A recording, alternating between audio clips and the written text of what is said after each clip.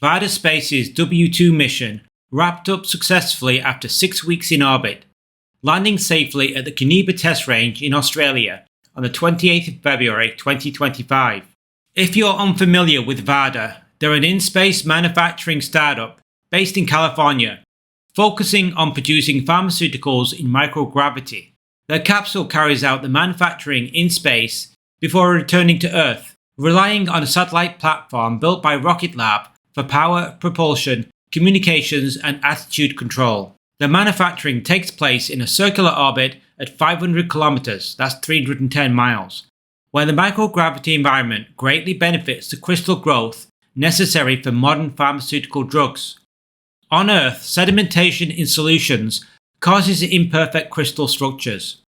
In microgravity, more uniform, larger, and higher quality crystals are formed. While not all pharmaceuticals rely on crystals, many do, especially complex molecules. For a more in-depth look at Varda Space, check out my video on them. The link is in the description. Recently, Varda shared a 30-minute documentary about the W2 mission on social media, which I've also linked to below if you want to watch it. In this video, I'll provide a concise overview of their mission, along with some thoughts and speculation about what's next for the company. Preparing to detach the capsule from the Pioneer platform. Once the manufacturing is complete, the capsule returns to Earth, targeting the Kaniba Test Range in Australia. To make this happen, the Rocket Lab built Pioneer satellite performs a series of precise maneuvers to align the capsule for re-entry. These steps are necessary because the capsule itself lacks propulsion, relying entirely on the satellite platform to set its course. After separation, the capsule falls under gravity's pull, facing aerodynamic forces as it slams into the atmosphere at Mach 25. That's about 31,000 kilometers an hour. From its initial 500 kilometer circular orbit, the process begins with the first burn. The Pioneer's Curie engine fires in the opposite direction of the orbital path, slowing the satellite and lowering its perigee, the closest point to Earth, to 300 kilometers. Next, a second burn adjusts the orbit further, raising the apogee, the farthest point from Earth, to 900 kilometers. This elongated orbit positions the satellite on the ideal re-entry trajectory. Finally, a third burn occurs at around 470 kilometers altitude, just before the capsule's release. By this stage, the capsule is hurtling at hypersonic speeds, hitting that Mach 25 mark. If needed, the Curie engine can autonomously execute a fourth burn to correct any orbital misalignments, ensuring pinpoint accuracy. Once the W2 capsule detaches, Rocket Lab's role concludes. From there, it's over to the Varda team on the ground in Australia to manage the capsule's descent and landing. Entry, descent and landing.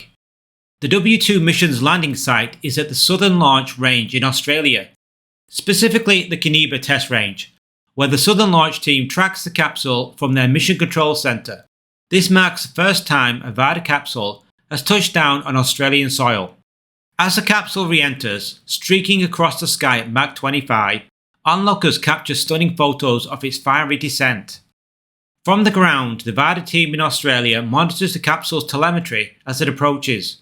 Parachutes deploy, slowing its fall, and the capsule glides to a gentle landing in the remote Australian outback, far from any populated areas. The following morning, with daylight illuminating the scene, the team dons protective gear and boards a helicopter to reach the landing site.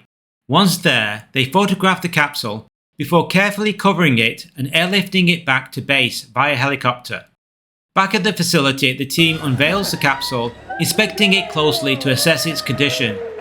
Though Varda aims to make this process routine in the future, it's still a thrilling novelty for now. The team's excitement is palpable as they recover the capsule intact and in excellent shape, celebrating another successful mission. Payloads. Beyond its core manufacturing equipment, a number of additional payloads are hosted on board. The first is from the Air Force Research Lab and is called OSPRI, standing for the optical sensing of plasmas in the re-entry environment. The payload collects all of the spectra emissions from the plasma that surround the capsule during descent.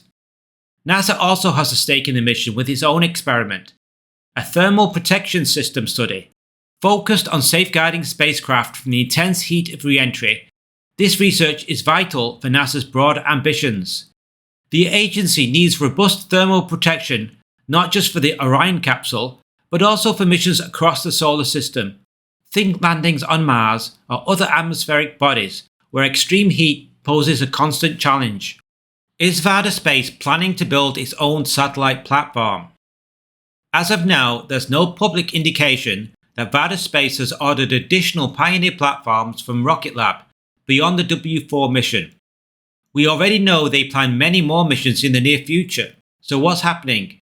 Are they developing their own satellite platform or looking for alternatives? Their long-term vision is creating both the products and infrastructure needed.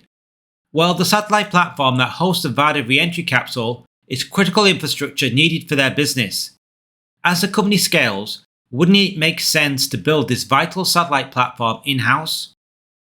A peek at their careers page reveals open roles for guidance, navigation and control engineers and astrodynamic engineers. At first glance, this might hint at bigger plans, like building their own satellite platform. But these hires don't necessarily confirm that direction. Even with a passive capsule, an astrodynamics engineer is essential for planning orbits, factoring in variables like power availability, thermal flux, radiation exposure and orbital debris risks. These considerations are vital regardless of who provides the satellite bus. Similarly, a GNC engineer plays a key role in ensuring the capsule is properly orientated, nose first for re-entry.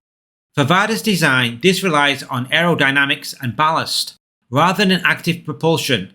While the careers page doesn't confirm whether Varda is building its own satellite platform, it would seem like an obvious choice for a company that is increasing its launch cadence. For now though, it remains an open question, one worth watching as Varda's ambitions unfold. The W3 mission has already blasted off on the Transporter 13 rideshare mission. A further 2 more missions are planned for later this year, and Varda Space plans 4 missions in 2026. Do you think in-space manufacturing of pharmaceuticals is a viable business? Or does Varda Space need a bigger platform to produce these drugs in much bigger quantities? Leave your thoughts in the comments section below. Okay, that's it for this video, thanks for watching. Be sure to like and subscribe so you'll see our upcoming videos. We make videos every week covering the space industry, with an emphasis on the smaller space startups that aren't covered so well on other channels. See you soon.